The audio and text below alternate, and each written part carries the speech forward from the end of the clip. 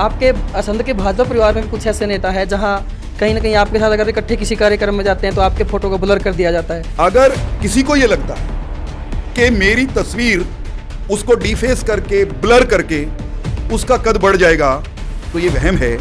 वहम पार्टी भी निकाल देगी, कार्यकर्ता भी निकाल देंगे। कोई भी नेता कार्यकर्ता भाजपा में आ गया, भाजपाई हो गया, पहले वो कांग्रेसी था, जजपाई था, सपाई था, कुछ भी था। हाँ, कोई हो सकते हैं ऐसे साथी, भाई टिकट नहीं देवेगी तो बात जाएंगे। एक चीज के लिए 3 भाई लड़ते हैं तो 2 भाई अपना वो त्याग दे देते हैं कि भाई आपके पास रहनी चाहिए ये चीज़। लेकिन मुझे नहीं लगता भाजपा के असंध के परिवार में ऐसा होगा कि भाई 2 जने बैठ जाएंगे और आपको मौका मिल जाएगा। असंध के अंदर मौजूद हैं और भारतीय जनता पार्टी में टिकट के दावेदारों में से एक हैं वीरेंद्र चौहान जी। टिकट मांग रहे हैं असंध विधानसभा से। बातचीत करेंगे क्योंकि मसले बहुत सारे हैं। सबसे पहले वीरेंद्र चौहान जी, आपका स्वागत है हरियाणा खबर 18 पर। जी, आपको, आपके सभी दर्शकों को मेरा यानी वीरेंद्र सिंह चौहान का प्रणाम, राम राम, सत श्री अकाल।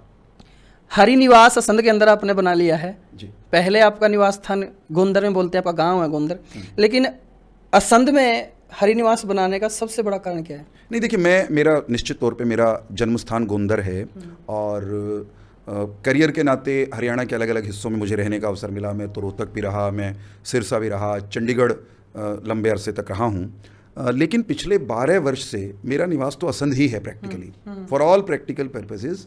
मैं नित्य निरंतर असंध में रहा हूँ। हाँ, हरि निवास एक, अब यूँ कह लीजिए कि एक स्थायी निवास जैसा हो गया। पहले किराए के मकान में रहते थे, अब मकान भाइयों ने बना दिया तो उसमें मैं भी रहता हूँ। जैसा कि मैंने पहले दर्शकों को बता दिया। और जो आपने प्रश्न पूछा उसका उत्तर ये है कि मैं पिछले 12 बरस से निरंतर असंध की जनता के बीच में रहकर इस भावना के साथ राजनीतिक क्षेत्र में सक्रिय हूँ कि मुझे मेरी पार्टी अवसर दे असंध का प्रतिनिधित्व करने का हरियाणा की विधानसभा में, और फिर असंध की जनता से, आप जैसे मित्रों से, सभी मतदाताओं से मैं हाथ जोड़कर कहूँ कि पार्टी ने मुझे कमल का निशान थमा दिया है, अब आप मुझे अपना प्रतिनिधि चुनकर कमाल कर दीजिए। उसके बाद यहाँ के जनप्रतिनिधि के नाते जो सर्वोत्तम काम, सर्वोत्कृष्ट काम, करने योग्य काम जो नहीं हुए अभी तक, जो हो जाने चाहिए, ऐसे तमाम काम करना वो मेरा संवैधानिक, नैतिक और राजनीतिक दायित्व बन जाएगा। अगर एक हम नॉर्मल सामान्य परिवार की बात करें, जब कोई एक परिवार के अंदर से कोई एक चीज़ के लिए 3 भाई लड़ते हैं तो 2 भाई अपना वो त्याग दे देते हैं कि भाई आपके पास रहनी चाहिए ये चीज़। लेकिन मुझे नहीं लगता भाजपा के असंध के परिवार में ऐसा होगा कि भाई 2 जने बैठ जाएंगे और आपको मौका मिल जाएगा।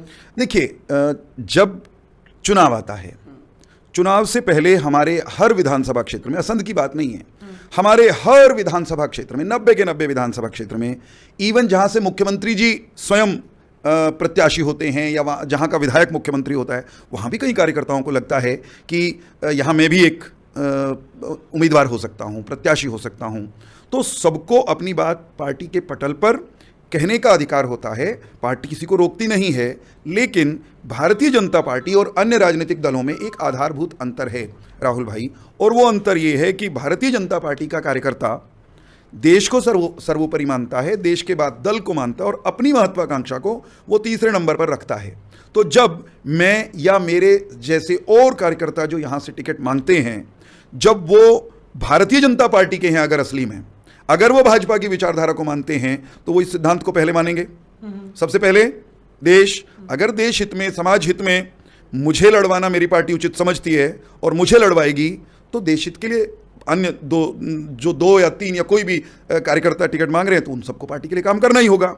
फिर दल, देश हित, दल हित, निर्णय जो भी होगा अंततोगत्वा चुनाव से पूर्व टिकट का, प्रत्याशी का, वो दल हित, देश हित और प्रांत हित, हरियाणा के हित को देखते हुए सरकार बनानी है, असंध को जीतना है, जीतकर कमल तीसरी बार चंडीगढ़ में फहराना, इस भाव के साथ होगा। जो निर्णय संगठन करेगा, पार्टी की लीडरशिप करेगी। मेरे बारे में तो सब जानते हैं, मेरी पार्टी जानती है, मेरे कार्यकर्ता मित्र जानते हैं, पार्टी के शिखर नेतृत्व को सबको मालूम है कि पार्टी के निर्णय के अनुसार, पार्टी के अनुशासन में रहकर हम सब काम करते हैं। हाँ, कोई हो सकते हैं ऐसे साथी जिनको ये लगता हो कि ना भाई, या तो बाबा रेल में या बाबा जेल में, भाई टिकट नहीं देवेगी तो बात जाएंगे। तो ऐसे कोई लोग अगर हैं तो मैं ये मानता हूं भारतीय जनता पार्टी की विचारधारा को वो जानते नहीं, जानते हैं तो मानते नहीं। जानना जरूरी नहीं होता। आपको ध्यान होगा मनोहर जी ने लोकसभा चुनाव से पहले एक दो जगह कार्यक्रमों में ये कहा, उन्होंने ये कहा था, वो वाली बात नहीं, वो घाट घाट का पानी पीना तो चलिए राजनीतिक दलों में आवाजाही लगी रहती, उस बात को उन्होंने कहा भी, उस बात को कहने का उनका मंतव्य तो मनोहर जी बताएंगे, सबने सुना। लेकिन एक बात महत्वपूर्ण है, मनोहर लाल जी ने एक बात कही थी कि कोई नेता जो भारतीय जनता पार्टी में कोई दल छोड़कर आता है, तो जब वो आता है तो पहले हम उसको क्या कहते हैं, भाजपा की विचारधारा के साथ आ रहे हो ना मित्र, भारत माता की जय को सर्वोपरि मानते हो, भाजपा की जय को अपनी जय से ऊपर मानते हो, हाँ भरेगा जी भी तो भीतर आवेगा। लेकिन जब हमने दरवाजे खोले, हाँ भर के कोई भी नेता कार्यकर्ता भाजपा में आ गया, भाजपाई हो गया, पहले वो कांग्रेसी था, जजपाई था, सपाई था, कुछ भी था, तो उसके बाद परीक्षा असली शुरू होती है। वो परीक्षा ये है, आपकी बात को बीच में काट रहा हूं, बस एक वाक्य में पूरा करूंगा। परीक्षा वहां शुरू होती है कि आप भाजपा में आ गए इतना काफी नहीं है, आप में भाजपा कितनी आई ये जरूरी है। जब किसी नेता कार्यकर्ता में भाजपा होगी तो वो भाजपा के लिए लड़ेगा, अपने लिए नहीं। ओके, आपके असंध के भाजपा परिवार में भी कुछ ऐसे नेता है जहां कहीं ना कहीं आपके साथ अगर इकट्ठे किसी कार्यक्रम में जाते हैं तो आपके फोटो को ब्लर कर दिया जाता है, वो नहीं चाहते कि आप असंध विधानसभा क्षेत्र में भाजपा की ओर से आगे आए। अगर कोई ऐसा कर रहा है, कोई नेता, कोई कार्यकर्ता अपनी ही पार्टी के किसी कार्यकर्ता और नेता की फोटो को ब्लर कर रहा है, पहली बात ये अच्छी सोच का, सकारात्मक सोच का, खुले मन का, खुले दिल का प्रमाण नहीं है, ये संकीर्ण सोच का प्रमाण है, छोटी सोच का प्रमाण है। कोई भी करे ऐसा, मुझे नहीं मालूम किसने किया। लेकिन एक बात और है कि अगर किसी को यह लगता है कि मेरी तस्वीर उसको डिफेस करके, ब्लर करके उसका कद बढ़ जाएगा, तो ये वहम है। वहम पार्टी भी निकाल देगी, कार्यकर्ता भी निकाल देंगे। जनता के, कार्यकर्ताओं के, असंध के लोगों में, उनके मनों में जो मेरी तस्वीर है उस पर कहां कहां पोचा मारने जाओगे भाई, ये सवाल तो मैं भी पूछ लूंगा किस दिन सामने होंगे तो। प्रजातंत्र में जनता का मन बड़ा होता है, प्रजातंत्र में मतदाता का मन बड़ा होता है। कोई एक व्यक्ति कहीं किसी फोटो पर कुची मार दे, पोचा मार दे, तो उससे उसकी हताशा, उसकी निराशा और उसकी नकारात्मक सोच और छोटापन ही उजागर होता है। वैसे मैं ये कहता हूं कि अगर बड़े हैं कोई तो उनको बड़ा दिल रखना चाहिए, बड़प्पन ही दिखाना चाहिए। जिसने ये पाप या अपराध किया उसके बारे में भी मैं ये कहता हूं, मैं बड़ा दिल रखता हूं। माफ कर दिया आपने। मैंने कभी प्रतिक्रिया नहीं दी, आज आपने पूछ लिया, आज आपने अनायास पूछ लिया। मैं भी इस प्रश्न का उत्तर देने के लिए तैयार नहीं था, मैंने कभी प्रतिक्रिया इस बात पर नहीं दी। लेकिन पक्की सी बात यह है, हिम्मत है तो लकीर बड़ी खींचो, तस्वीर पर कलम मत चलाओ, पोचा मत चलाओ, कुची मत चलाओ। ओके, लोकसभा चुनाव हुए थे तब मैं एक एरिया की बात बताता हूँ आपको कि जनता कैसे अपने कैंडिडेट को मांगती है। सिरसा जो लोकसभा क्षेत्र था वहां से लोगों ने आवाज लगाई कि हमें कुमारी शैलजा चाहिए, हम उसको बहुत ज्यादा वोटों से जिताकर भेजेंगे। वो ऐसा हुआ भी, उनको टिकट भी मिली और जनता ने बहुत ज्यादा वोटों के अंतर से उनको जिताया भी। क्या असंध विधानसभा की जनता ऐसे ही कर रही है आपके लिए कि हमें वीरेंद्र चौहान चाहिए, हमें अपना प्रतिनिधि चाहिए, उसको टिकट दो और हम ज्यादा से ज्यादा वोटों से जिताएंगे? आपके मन में ऐसा क्या है? मैं जनता की तरफ से मैं नहीं बोलूंगा, मैं आपके माध्यम से जनता के सामने हाथ जोड़ के ये कहूंगा कि जो लोग आपके प्रतिनिधि 2024 में हो जाना चाहते हैं, चाहे वो भारतीय जनता पार्टी के कार्यकर्ता हैं, चाहे वो कांग्रेस में हैं, चाहे वो बहुजन समाज पार्टी में, किसी भी पार्टी में है, असंध के प्रबुद्ध मतदाताओं, हाथ जोड़ के मैं ये कह रहा हूं, सबके व्यक्तित्व को निहारिए, सबके व्यवहार को देखिए, सबकी बैकग्राउंड को देखिए, दैनंदिन आचरण को देखिए। आपके काम कौन आ सकता है ये तय करने का अधिकार मेरा नहीं है। मेरा अधिकार केवल हाथ जोड़ने का, अर्जी लगाने का है।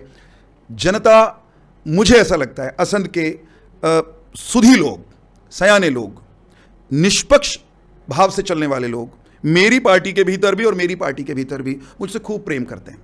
हाँ, इतनी आवाज जिस दिन वो लगा देंगे कि एयो एमएलए चाहिए, यही विधायक चाहिए, उस दिन तो निश्चित तौर पर मेरी पार्टी के शिखर नेतृत्व को भी असंध की जनता के उस मनोभाव पर, उस विचार पर, उस मांग पर पुष्प चढ़ाने ही पड़ेंगे।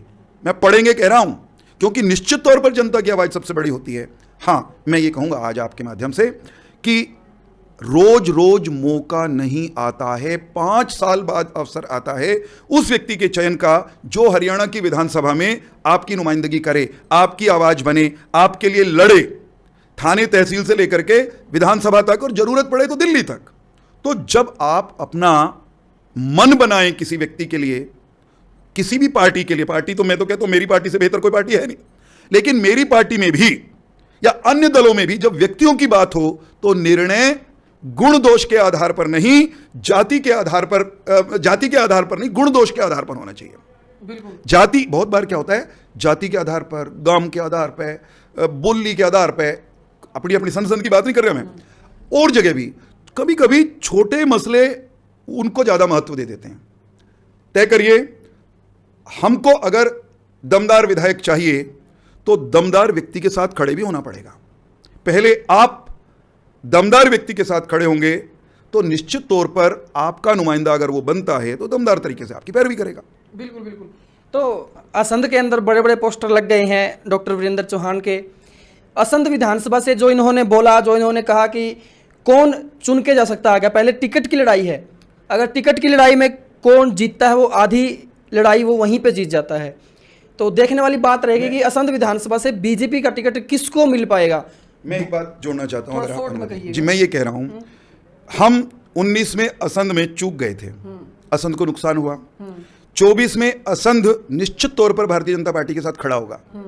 भारतीय जनता पार्टी के जो कार्यकर्ता टिकट मांग रहे हैं उनका मूल्यांकन असंध की जनता कर ले और उनके साथ टिकट मिलने तक भी उनकी लड़ाई में खड़ी हुई नजर आए तो और मजा आएगा खेल में। और ये इंटरव्यू आपको कैसा लगा, असंध की राजनीति के बारे में जो भी ख्याल आपके मन में है, आप कमेंट के माध्यम से वीडियो के नीचे लिख सकते हैं। एक सभ्य कमेंट के जरिए आप अपना जवाब दे सकते हैं। तब तक के लिए देखते रहिए हरियाणा 14। मैं हूं आपके साथ राहुल अत्री। जय हिंद, जय भारत।